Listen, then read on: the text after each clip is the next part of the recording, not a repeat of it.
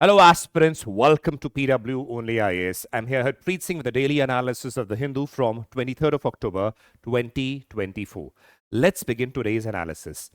This is the QR code where you can basically find this particular PDF along with a lot of other material that is required for your preparation. Now, these are the topics that have been taken for today's analysis. First of all, IMF. It has basically released its report with respect to the growth projections with respect to India and world. We'll see that. Along with it, it has mentioned something known as triple policy pivot. What is it? We'll see that. Judgment by the Supreme Court on the Madrasas. Then we have the Isham Portal. Then we have the Z-Mo tunnel and the editorial that is basically discussing the India and China issue and then agreement that has been reached. So we'll basically be discussing that agreement also and what are the implications regarding that.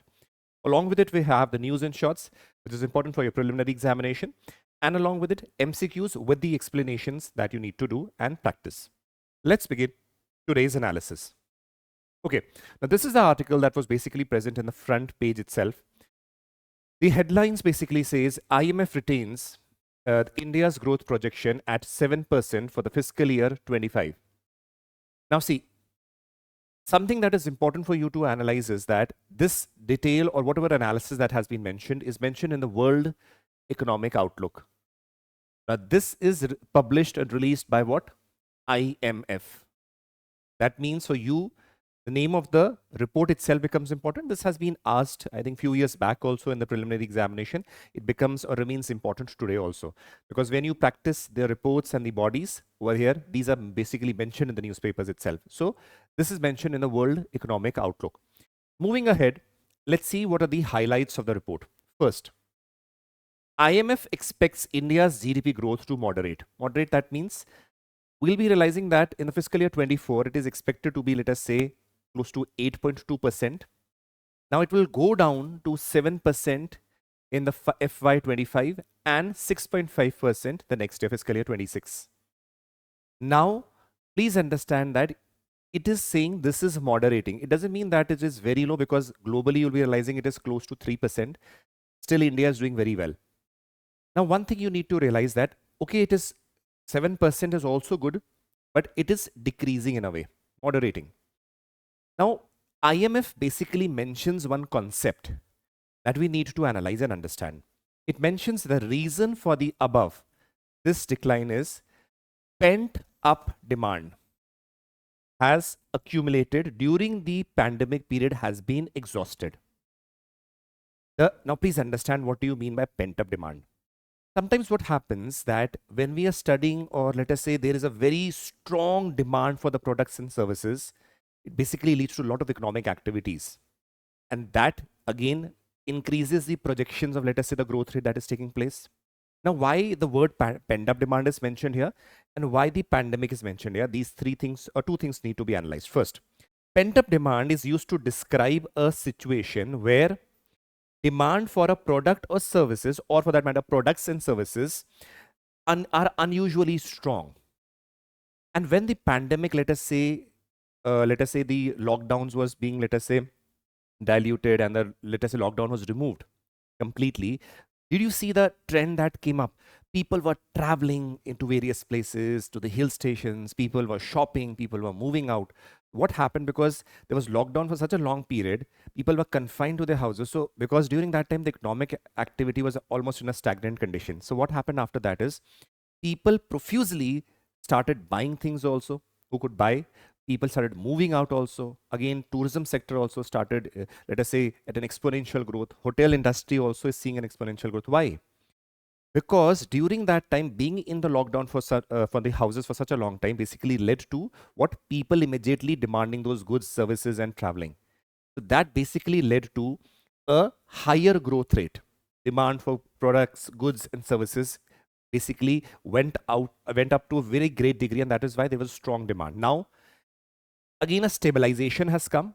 That immediate demand that was there for 1 or 2 years post the pandemic, that has again moderated. That is why we realize that 6.5%, 7%. This is something going to be the usual trend in the future. That is why this is very categorically mentioned by the IMF with respect to India. And this is something you should know because this can be used in your preliminary examination itself. And when you are talking or writing answers with respect to economics, this becomes very important. Okay, next. IMF cited the rise in the private consumption, especially in the rural areas. Now, rural areas also the private consumption, let us say, rising. This is also boosting the growth rate. This is again an important trend that one should know. Next is world output expected to grow at, let us say, 2024 to 24 is 3.2%, while India again at a better rate. So that means it is going at a twice the rate with respect to the world. So it is doing well. India is doing well. Now, IMF pointed out that global conflicts and protectionist measures pose a challenge. Now, we have seen that there is a lot of conflict that is going on in the Middle Eastern region. We realize even in the African region, Sudan and other parts, we're realizing a lot of conflict is there. Now, what happens because of these conflicts? The economic activities are stagnated, not of the region, but also the regions which are basically exporting to these countries. So there is a, let us say, a chain reaction that happens. Again, protectionist measures where you basically try to protect your economy in the way you try to restrict free trade and all these measures come up. Then again, they also distort the projections of the growth rate that are going on. So these things are again mentioned by IMF, which might pose a challenge in the coming time. So this is what we see. Now comes the aspect of triple policy pivot that IMF has suggested. IMF has suggested these are certain things that the country should keep in mind and should take this three things along with them in the coming time so that they have a good economic growth or the GDP growth for that matter. Now, first is neutral monetary policy. Now, sometimes please remember, do you realize that when the RBI comes, it says the repo rate has been let us say it has remained the same this time. Do you realize sometimes it is raised, sometimes the rate is reduced? What happens? Let us say if the rate is reduced, there is going to be what? More liquidity and money in the market. People are going to again spend more. What will happen? The inflation will rise. Now, if the rate is increased, what will happen?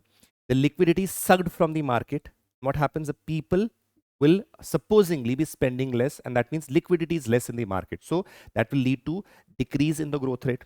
Inflation might come up. In order to counter inflation, the central banks might in fact increase the rates also, but that will have impact on the development aspect. So now what is being suggested is that you should have a balanced monetary policy where it does not lead to rise in too much inflation also. Along with it, it does not impact the growth and development aspect also. That is what is saying a balanced monetary policy aspect is very, very important if you want to see a stable and a good growth with respect to the countries. First thing. Second is build fiscal buffer. Now, fiscal buffer basically sees that over the time, if you realize that, especially during the pandemic period, a lot of public expenditure was done because it was the need of the hour. So now, because of that, a lot of public debt in various countries because rose tremendously at an exponential rate. So they're seeing saving money and reducing the public debt should be the policy, especially during the good times when the countries are doing very well. They should aim at reducing the debt. This is again very important. Second is structural reforms, reformings at the structural level. Let us say reducing the red tapeism, reducing the hierarchical structure in the governments, having more participation of the private sector in the regions where the government is unnecessarily intervening. Let us say in countries, earlier we used to have in India that even the governments used to manufacture breads also. So you should have structural reforms, and let us say the private sector should play its own role. We should see the government as a facilitator, not as someone who is basically disturbing the flow of the economy. Along with it, coping with the aging population, new challenges that are coming. Along with it, climate change is posing a challenge to all the fields, particularly the agriculture sector. Now, destruction of crops. We saw like Dana cyclone is also coming. We saw the Milton cyclone also a few months back. So what we are realizing now over here is that the climate change is a reality, and we have to see the reforms in the economy itself according to the challenges that are coming. So now, remember, structural reform is not something that will take place in, let us say, 30 years, 50 years.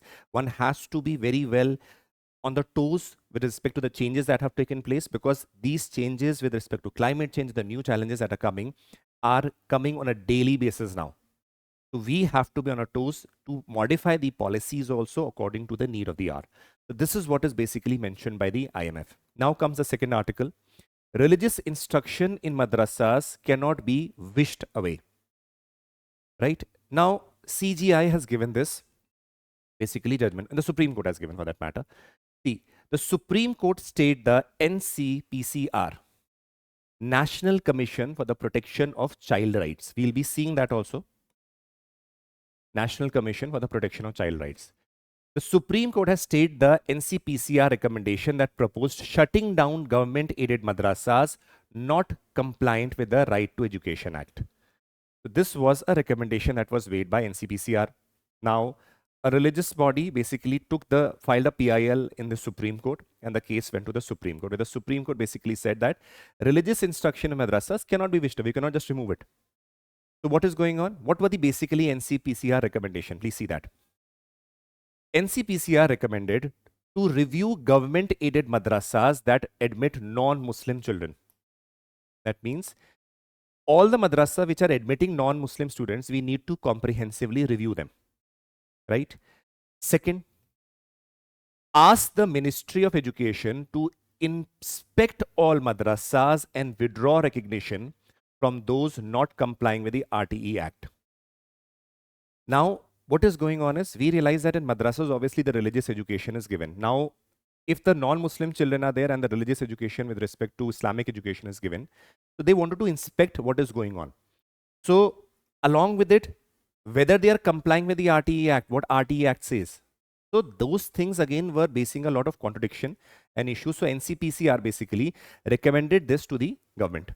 Now, when this recommendation was made, the religious body, some religious body, basically filed a PIL in the Supreme Court. And then what happened? We realized that those judgment with respect to the Supreme Court was given, that you cannot simply wish away the, let us say, the religious education that is being given in the madrasas.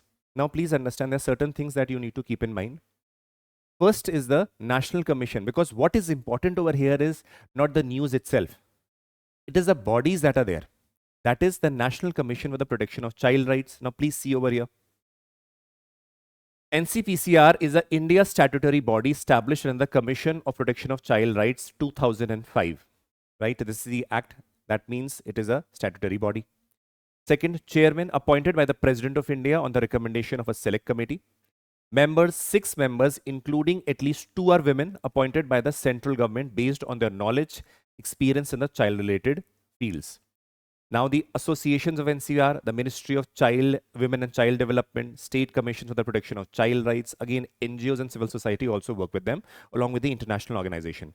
Basically, you need to see that what are the functions. Its primary function is ensure that all laws and policies and programs, administrative mechanisms are in consonance with the child rights and the United Nations Convention on the Rights of the Children. So basically, they have to ensure that all the rights of the children are protected. So focus is on the children. So we should have a little bit details along when you study in the polity section also regarding the National Commission for the Protection of Child Rights. Now what happens?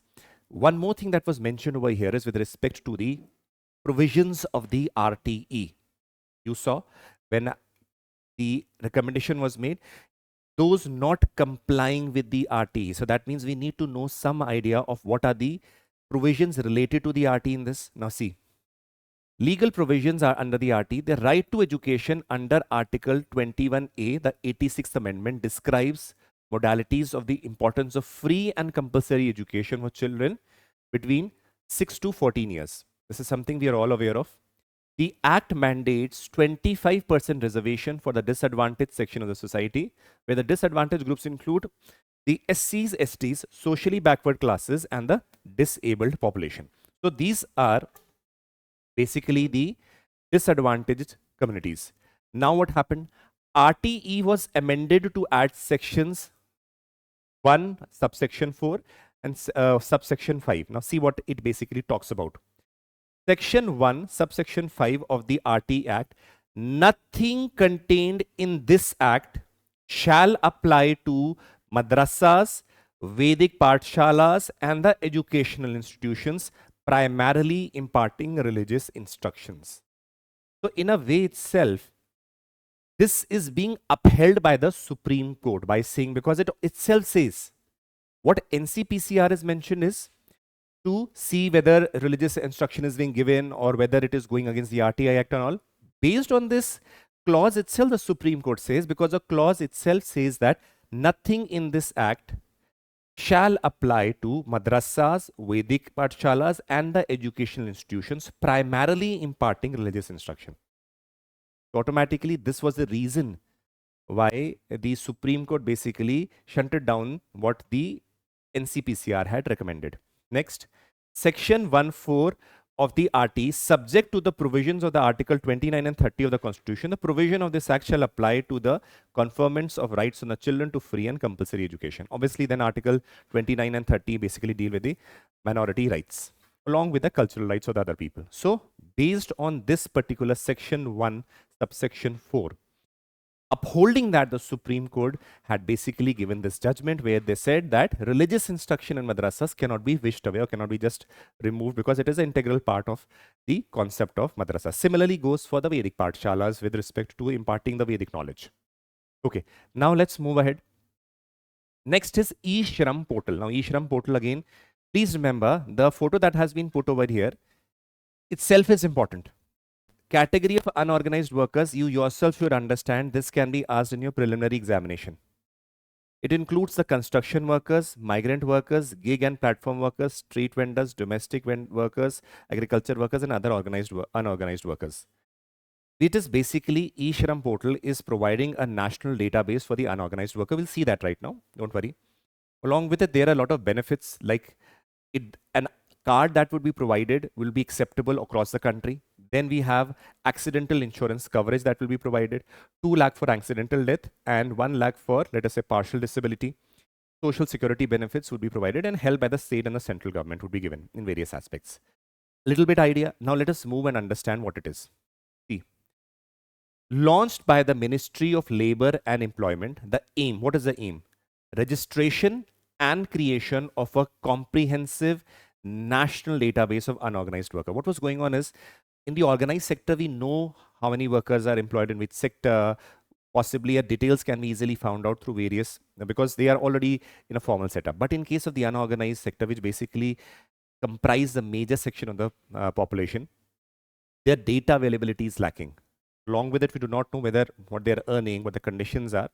So this basically provides us a database of those workers. It is a very step way forward towards, let us say, formalization of the work with respect to the unorganized sector, because they are, because being in unorganized sector, they do not have the various benefits that the organized sector has. That is why bringing them in some form of organization or organized structure, which basically help them reap certain benefits of the schemes that the government is trying to provide them. So the term unorganized worker has been defined under the Code of Social Security 2020, which is a home-based worker, a self-employed worker, or a wage worker in the unorganized sector. But along with it, please remember, these things are also under the unorganized workers category. Clear? So this is the definition that has been given under the Code of Social Security, but under the E-Shram, all these are also covered. Let's move forward. It includes workers in the unorganized sector who are not covered under the Industrial Disputes Act of 1947. So please remember, what all workers are being included in the from the unorganized sector? These are the list. 1, 2, 3, 4, 5, 6 and the other remaining 7. 7 categories are being included. Now please remember, facilities we have already seen with respect to the card being provided, with respect to the insurance being given. Along with that, what are the other facilities that are being provided? E-Shram has been integrated with the National Career Services Portal, where an organized worker can register on the NCS on his 22-digit universal account number and search for a suitable job opportunities. Please remember, an unorganized worker also can basically register on this platform, and they are basically linking the unorganized people to certain job opportunities that could be provided, that this portal is providing you. Along with it, we have already seen so many facilities there. So it is a right way forward. In a way, they are trying to bring in the unorganized sector into some form of organized sector or let us say partially organizing them, because completely organization will take a lot of time also for that matter, and a lot of expenditure with respect to, let us say, when they come in the fold of facilities or schemes being provided to them. So right now it is a way forward towards bringing them in the fold of some form of organized sector. So along with it, preparing the database. Next, again, the benefits. It helps the unorganized workers become aware of the schemes designed for them, helps to facilitate the identification and implementation of the social security and welfare schemes. And there is again an integration of scheme, because you're having a e-shram card. Along with it, within this portal only, you will be getting the access to various schemes: one nation, one ration card, Manrega, National Social Assistance Program. All these things are basically integrated into one place. So one-stop solution is there for the workers. So this is again a way forward. Okay. Next comes the Z-More tunnel. Now this tunnel becomes, why it is being important with respect to the current affair, please understand. Recently, we saw certain attacks in Jammu Kashmir by the militants, where the construction workers who were basically working on this particular tunnel were killed. That is why having a brief knowledge with respect to the tunnel also becomes important. So construction workers, 7 of them were killed by the militants involved in the construction of this particular tunnel, which is the Z-Mo tunnel. So please understand, we see that this tunnel is basically aimed towards connecting places. We'll see that also, and reducing the distances. So if you see here, this is a conventional path of the existing road. Now this Z-Mo tunnel is basically linking these two paths, that is Kangan to Sonmarg region, by reducing the distance and obviously easing the travel from one place to another through an all-weather road format. A tunnel is there, it is all-weather. So the construction of this tunnel was going on, where basically the militants killed them. Now see here, location, it is 6.4-kilometer tunnel, because see, these small questions are important for prelims also, and in the mains, when you are basically talking about, let us say, infrastructure, construction, or for that matter, in the internal security things also. You can quote these as examples, where, let us say, recent threats with respect to, let us say, in Jammu Kashmir, are they prevailing or not? So you can cite an example of incident that happened at the Z-Mo tunnel, and with a small diagram also that gives a good presentation in the minds of the examiners checking your, evaluating your answer scripts. So 6.4-kilometer tunnel located near the Ganginj village and in the Ganderbal district in the central Kashmir region. Now this is situated in the Srinagar Sonmarg Leh highway at an altitude of 8,500 feet. It was basically connecting Kangan with the Sonmarg. So now this is the location aspect. Now please understand what is the significance of this tunnel. Please understand from the aspect of analysis. If anything we study, we should analyze what the significance is. It provides an all-weather connectivity to Sonmarg, part of the larger Zojila tunnel project, crucial to all-weather access between Srinagar and Ladakh. Overall, again, it is a part of the Zojila tunnel project, which is itself a huge project. It is a sub-part of it. Strategic for Indian Army, ensuring faster road to the border regions of Dras, Kargil and Leh, again, have become very important. Along with it, reduces the reliance on the air transport and vital for enhancing military mobility against Pakistan and China. So these are the lot of significance aspect with respect to this particular tunnel. Now comes the important aspect, that is the editorial. I've taken this editorial because the other editorials which were mentioned there have already been one way covered, and sometimes they are not even relevant also. So this one again becomes important because it is dealing with China and the India. That agreement has basically come up. So we will be analyzing this from various aspects along with what is mentioned here. This basically talks about the aspects that agreement has been reached, what are the dimension, what are the problems that have been there, and the significance related to that. So let us see what is mentioned here. The India-China have reached an agreement on patrolling arrangement and the resolution on the military standoff at the LAC, line of actual control. So now let us see what are the aspects. Please remember, we were seeing that a lot of dispute or stagnation of the relationships between China and India along the LAC has been there from the time, let us say, from the issue of the Galwan Valley that took place. Now, please see, let us see a brief aspect. This is the map in the Kashmir region. We realize that, see over here, if I make a line, you will be realizing that This is the LOC. Now, this is the LAC, line of actual control, and this is line of control. Now, please remember that this region, which I have made over here, is your Siachen Glacier region, which is again the highest battleground in a way where Indian army is still posted. Now, this is a region which was basically given by Pakistan to China, right? Now, this is the part which is with India right now. This is Jammu and Kashmir, and this is the Ladakh region. Clear? Now you realize that already a lot of conflicts are here with respect to the LAC. Let me tell you, if you see India's map for, let us say, 1950s, you'll be seeing that this region did not have a proper demarcation at that time because the conflict already was there. That proper demarcation was not there, and the responsible body for this is the Britishers itself. So if you see the 1950s map, that time the proper demarcation was not there. After that, we realized that during the late 1950s, a proper demarcation or a map came out. And when the map came out, then China was itself involved in a dispute, whether it is their land, whether it is India's. So again, the dispute again started. Now, please realize that this dispute is not a new dispute. It has been there since the 1960s. And what came out during the Galwan Valley issue, where a lot of soldiers also died, was an outcome of the disputes that arose because of the lack of proper demarcation of what we say as a border. Now, please see, the dispute is India's border dispute with China is the most complex and the long-lasting one. The ill-defined 3,488 kilometer border that is there. Now, see, the dispute is a legacy of the British colonialism and the 1962 Indo-China War that basically led to this proper capturing of China. That is, they captured the Indian territory.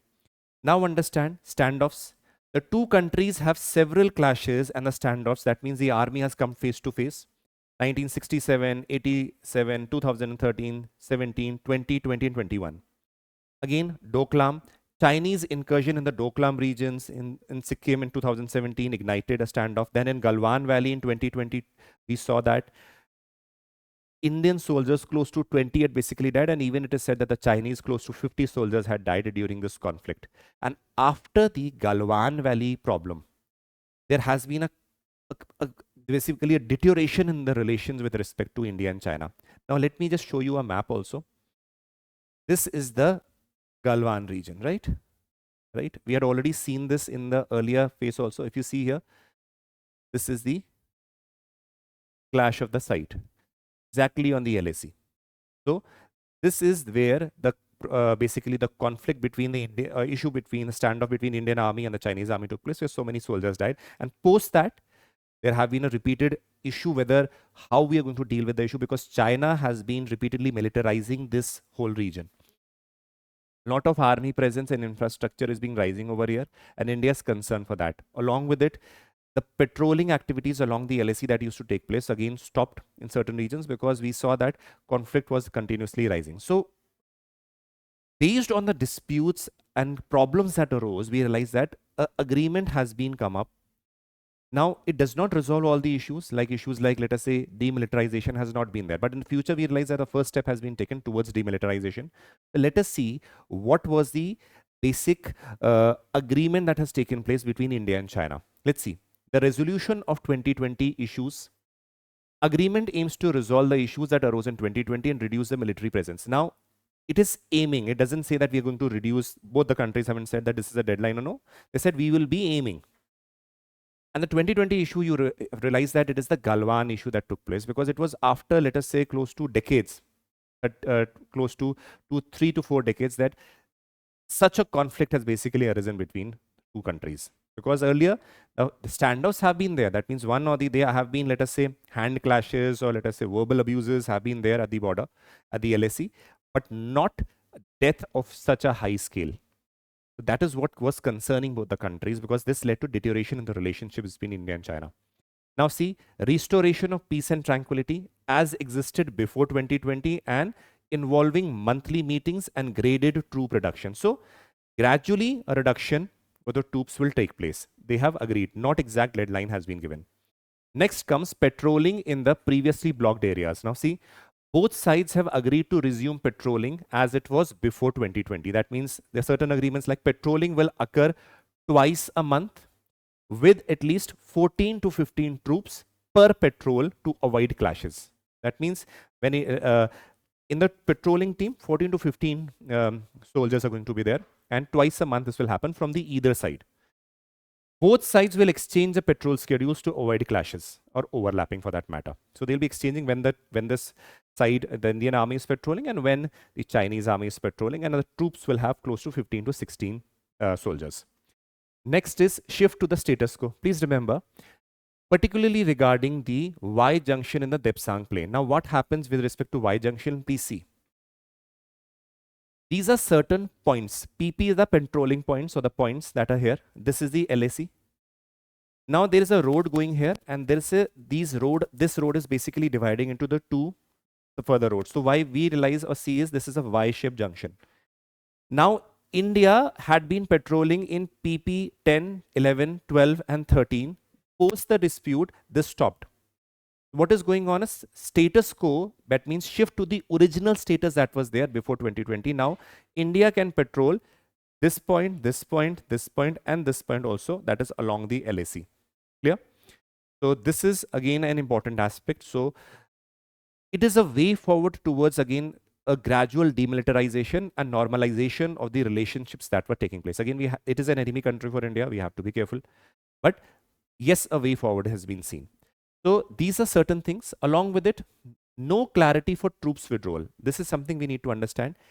They said a gradual, let us say, decrease will be there, or let us say normalization of relations would be there. But if you say that removal of the troops, nobody has agreed in that perspective. So this is again a bone of contention that remains. Demilitarization is not something that will be happen very quickly. It will take some time. But yes, in the future, this is a first step towards that. Let's take the next thing, significance. It is basically a move towards reducing the military presence in the future. Stabilization will reduce confrontation because a lot of soldiers died during the Galwan Wali 2020 conflict. So avoiding such confrontations, because along with that, let us say, the schedule of patrolling has also going to be discussed. Monthly meetings will take place. So there is a chance of lesser number of confrontation and problems arising. Confidence building measures will be accepted as status quo. So this is basically boosting the confidence on both the sides. Diplomatic signals ahead of the BRICS. Again, we saw Prime Minister Modi basically meeting Xi Jinping. So it was a means to breaking the ice, what we say in English, so that they can easily at least meet. These things should be clear at the background. This is what we basically saw from the editorial aspect and what has been there and what is the significance of this. So let's move ahead. News in shots. We see that something that was in news is ESSI. Switzerland has signed up with the European Sky Shield Initiative. What is that? It is a unified air and missile defense system across the Europe. So again, a missile defense system for the Europe. Now spearheaded by Germany after Russian invasion of the Ukraine. So European countries also afraid that what will happen if Russia further enhances its tentacles. So they need to have a proper, let us say, air and missile defense system which covers the Europe. So purpose is enable European countries to buy defense systems together, train together, and coordinate procurement projects, especially in the areas of ground-based air defense. Focus on the medium-range air defense, but future potential for short-range and long-range defense systems also. Now, please understand, with respect to ESSI member countries, we realize initially there were 14 members. Currently, there are a lot of members: Austria, Belgium, Bulgaria, Czech Republic, Denmark, Estonia, Finland, Poland, Norway, Netherlands, Lithuania, Latvia, Hungary, Greece, Germany, Romania, Slovakia, Slovenia, Sweden, Switzerland, Turkey, and the United Kingdom. Now see, along with these countries, we realize that these are the current members. So this itself can be a question in your prelims: which among the following are the members of the ESSI? Remember that UPSC is picking up these types of bodies now. It is not asking again those IMF, World Bank easily that what is the composition, what is the function. They are picking up these bodies which are lesser seen in the newspaper. So we are picking up those things also. Traditionally, those things which you read in your standard books also, they are covered from there also. These are those which have become important. So reading it once or twice will basically give you a brief idea regarding that. As we move ahead, YARS. Now, Russia has been testing the combat readiness of the unit equipped, that is YARS intercontinental ballistic missile. YARS is basically an intercontinental ballistic missile.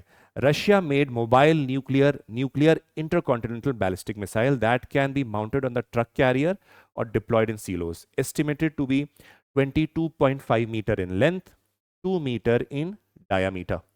It is a 3-stage and solid propellant. Weight is 49,000 kgs, a minimum range of 2,000 kilometers. So you can cover, it can go far deeper in the European regions. And maximum range of, let us say, 10,000 kilometers. So within the fold of Russia, you can say a complete major dimensions of Europe will be in that field. So that is why I realize if Russia is basically testing its intercontinental ballistic missiles, in that response you realize the European Sky Shield initiative also becomes an important dimension. These two questions can be combined in your prelims itself, right? So please see this. Multiple interdependability target vehicle is there, carrying up to 10 thermonuclear warheads, each with a yield of 300 kilotons. Now these are again very important aspect. Guidance, inertial and GLONASS, that means a Russia satellite navigation system. Platform can be deployed in silos mounted on mobile platforms. Can maneuver during the flight, that means while flying you can change the direction. Equipped with active and passive decoys, making it resistant to modern missile systems. That means, what do you mean by decoy? If let us say this is a missile that is going, right? It will have small other missiles. When the other missiles basically try to attack a missile that is coming towards them, it basically works on the basis of, let us say, movement and the thermal dimension. So what happens? These decoys will be deployed, just thrown outside while traveling, and any other missile which is coming in order to destroy this missile will basically be destroying the decoys, not the actual missile. So decoys are, let us say, small type of, let us say, missiles that are along with that in order to counter any missile that is coming to destroy this particular missile. So this is again becomes very, very important. Having a decoys is something very good, because these decoys are generally in your jet planes, where, for example, a missile is coming from behind, you deploy the decoys, and the missile basically, instead of hitting the plane, it hits what? Those small decoys that are there. Similarly, this is being done in this particular missile.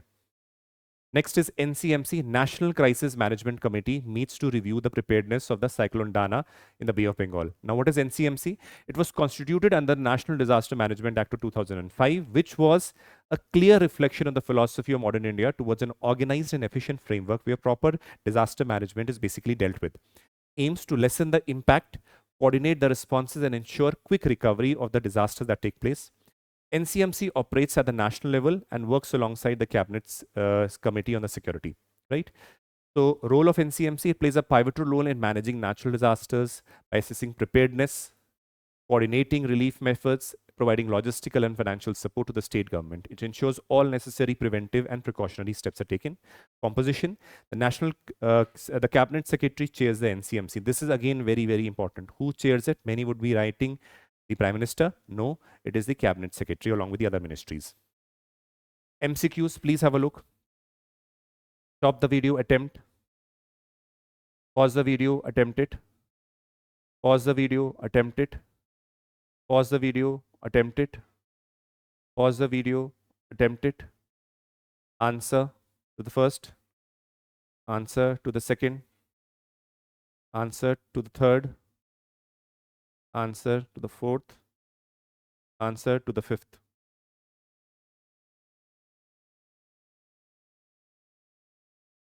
So these were basically the analysis of the Hindu from today's newspaper. Along with it, certain other things have been added like MCQs and news and shorts. Please do make sure that you revise it again and again. These are important because these covers a holistic dimension of what is required for the civil services. Take care. We'll meet tomorrow. Jai Hind.